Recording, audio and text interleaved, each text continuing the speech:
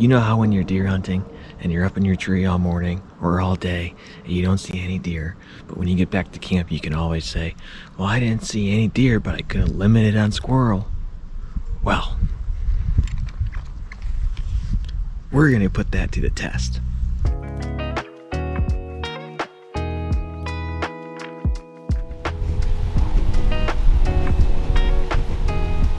been wanting to do this for a long time.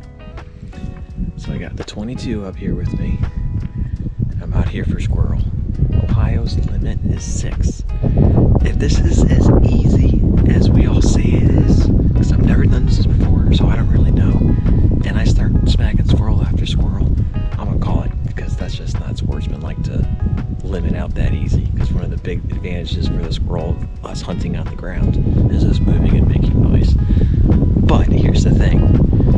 I've never shot a gun from a saddle before, so I'm real curious to see how that goes.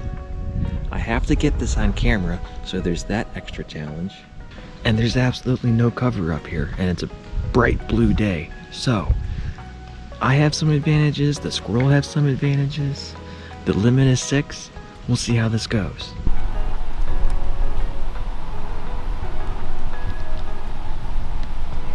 Got our first customer. It's a little far, but he's just kind of sitting there watching me figure it out what I am.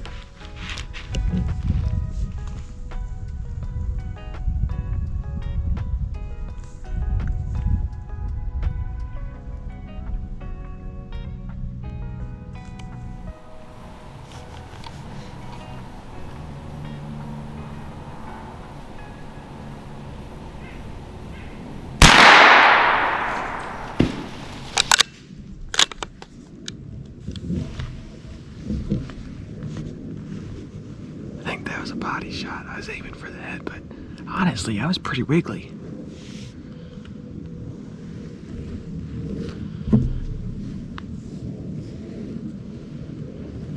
One.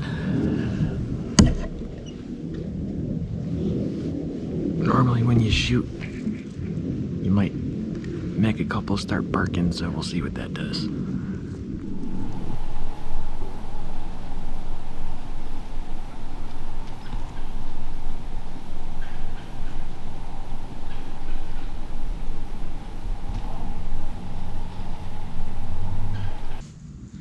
Keep seeing a bunch of squirrel over there and a bunch of squirrel over here. So I think I'm gonna tear down. I'm gonna go up the hill first. See what that does. Also, I have a foothold trap out for a fox right now. So what I'm gonna do is grab that squirrel I just shot,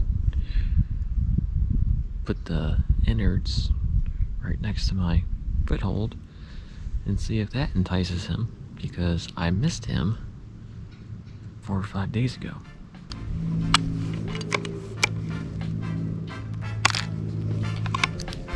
Safety first.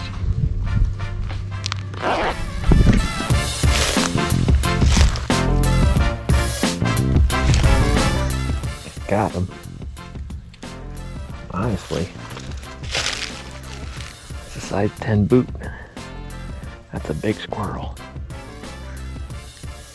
Wow. Alright, time to make the move.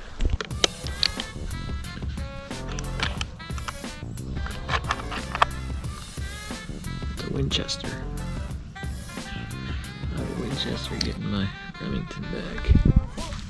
We're shooting golden bullets. I don't think this Winchester's behaved the same.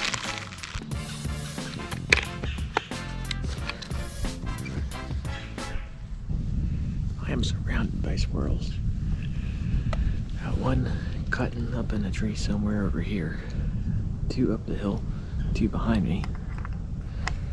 Problem is, the 2 behind me are technically over a property line, so I can't shoot them. And then I don't know where this one's at, I just hear it cutting. And those ones up the hill are too far. So hopefully they get used to me being up in this tree and they start getting close. This is so tricky to get them on camera because they're small and everything's, kind of the same color at a, I forget what those are called. I don't know, the camera screen. But I got 2 squirrels behind me and I can't even get them on camera, so I'm not even holding the gun. Viewfinder, that's what it's called. I'm not finding Deadly Squat in that viewfinder. But that squirrel's getting closer, so we'll keep trying.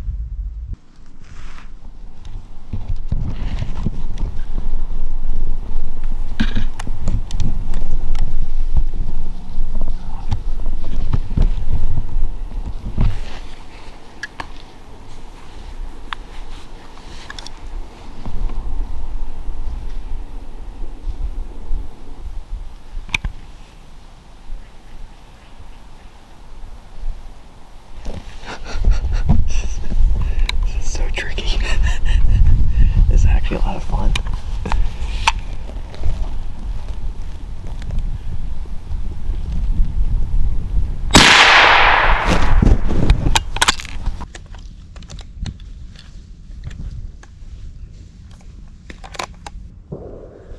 I actually just got down real quick and made sure that squirrel wasn't in that brush pile suffering, which he wasn't. He was done. So back up in the tree. I can't tell if this is too easy to where it's unsportsmanlike yet or not. So it's been 2 hours and that's my second squirrel, which is roughly what I would be doing if I were out here at the same time of year with my 17 HMR. Now the reason why I use the 17 HMR during this time of year is because there's not a lot of cover for people to move around, the hunters to move around and not be spooking squirrel. So having that 60 to 70 yard range with the HMR really makes a difference. Now, I could have brought that, but I'd be up in the tree picking squirrels off at 60 and 70 yards. That's definitely not fair. So I brought the 22 out.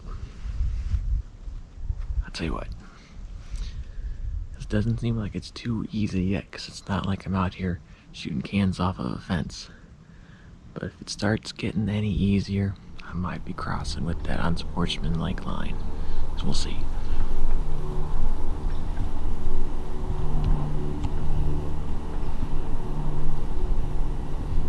It's about 100 yards. A little far.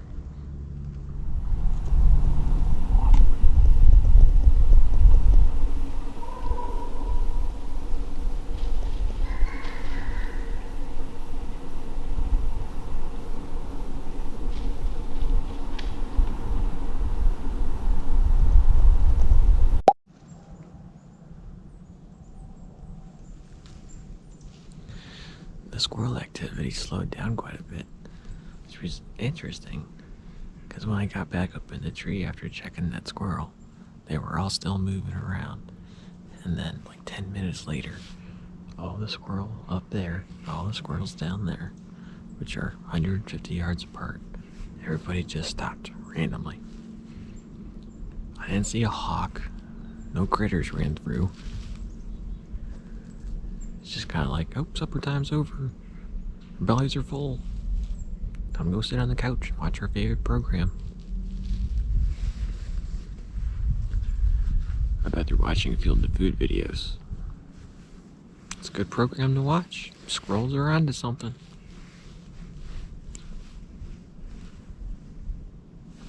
I'd like to get one more.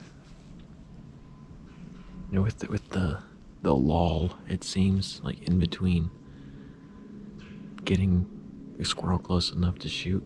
I don't know if this is really all that unethical. I didn't think it would be. And then it seemed like it was kind of easy there for a little bit. But if you think about it, I've been up here for 3 hours. I've shot 2 squirrel. I haven't missed a squirrel. I've only had the opportunity to shoot 2 squirrel. You know what?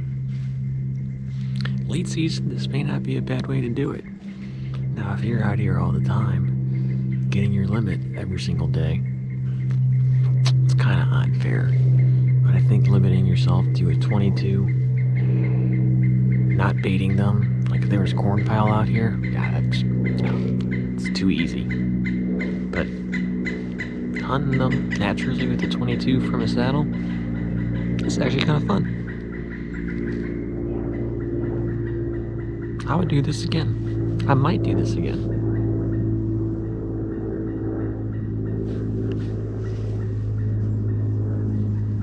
Just don't tell my squirrel dog if I do. This is kind of like, if you like saddle hunting, this is a fun way to hunt squirrel. If you self-film, this is a good way to learn how to self-film.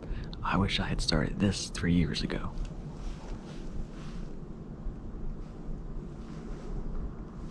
That's how long I've been self-filming.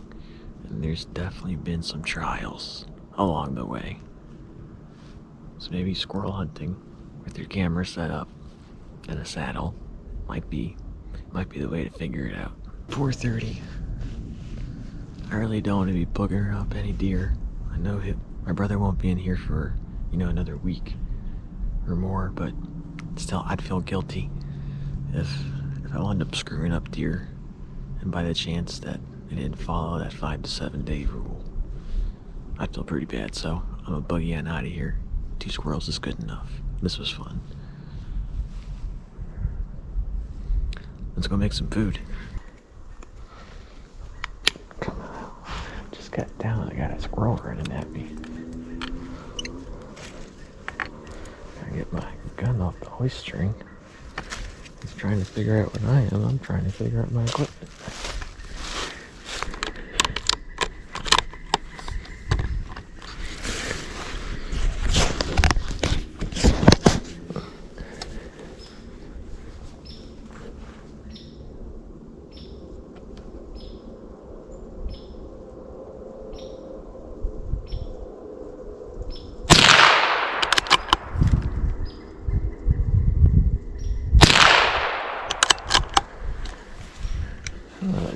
Two-shot Sally today, I'll tell you.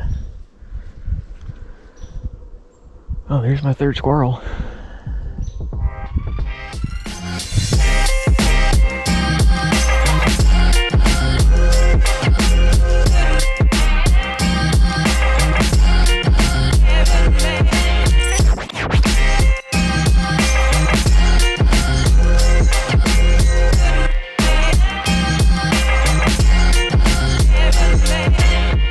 Well, now that was actually a lot of fun. And now it's been a couple days since the hunt. It's a cold, rainy day here in November. I got the squirrel here seasoned with some of the Traeger Saskatchewan rub.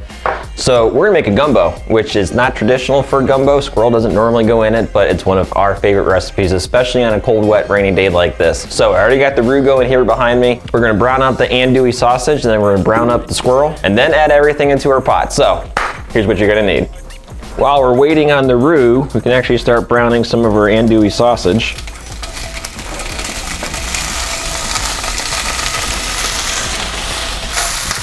Looking pretty good and browned here so far. Probably pull these off here in just another minute or two and then get the squirrel in there.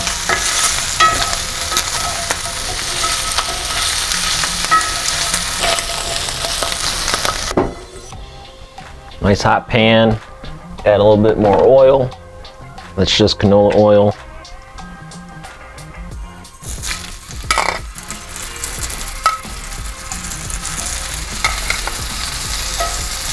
We're just gonna brown these on each side. And they'll finish cooking in the gumbo. It's been a couple minutes, now we'll give them a flip. Oh yeah, look at that, looks great. Another minute or two on this side, and then we'll pull them off. Squirrel's looking pretty good. We're gonna pull it off now. Just add it straight into the bowl with their andouille sausage. And we're actually gonna deglaze this pan using some of our veggies. Along with that, we'll toss in just a little bit of broth.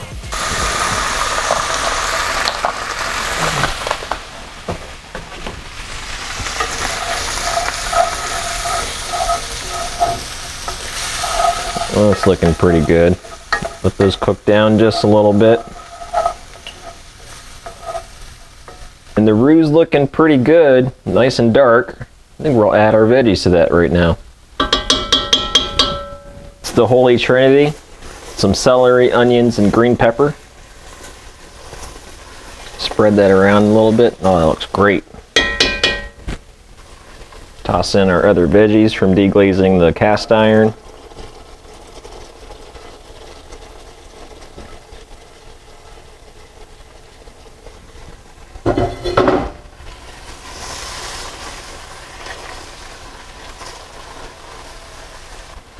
All right, now we're going to add the rest of our chicken broth.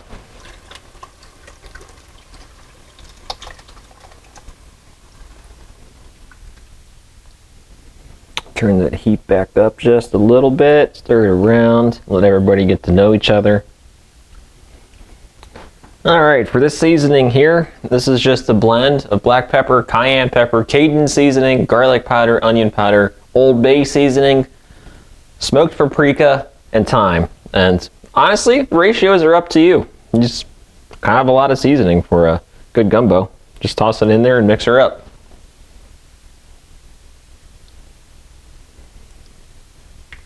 Now we're going to add our sausage and our squirrel. We're also going to add some Frank's Red Hot Wings buffalo sauce. Now we like using this with the gumbo because there's a little bit of butter in here. It just adds a lot of depth to the gumbo. And last, but certainly not least, we're going to add some already cooked shrimp. And it's looking like that's going to be pretty thick, so we're going to add some of the water that I used to thaw the shrimp out. That's looking good.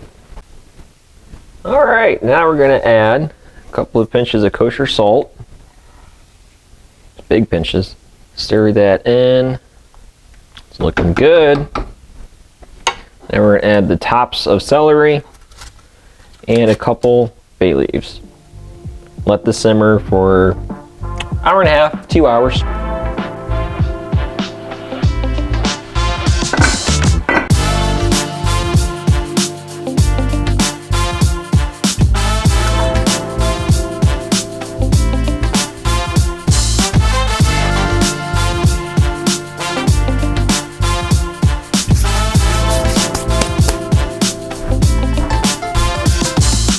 So this is probably one of our favorite ways to cook squirrel. We started making this about a year ago and we cannot get enough of it. That is some good looking squirrel.